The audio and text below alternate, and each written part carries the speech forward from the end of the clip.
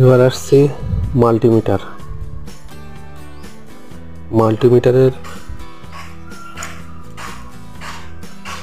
এটাকে এই প্রপ বলা হচ্ছে, এই প্রপ। আর মাল্টিমিটারের এটা হচ্ছে কমন, মানে ব্ল্যাক ওয়্যার থাকবে, আর্থিং যেটা কমন থাকে এখানে দিতে হবে, আর এখানে রেড প্রপ। আর এটা হচ্ছে রোটার। এই হচ্ছে ডিসি ভোল্ট মাপার জন্য এই এরিয়াটা। আর এটা হচ্ছে রেজিস্ট্যান্স মাপার জন্য 200 ohms, 2000 ohms, 20 kilo ohms, 2000 kilo ohms, 200 kilo ohms, আর এটা 2000 কিলো ওহমস।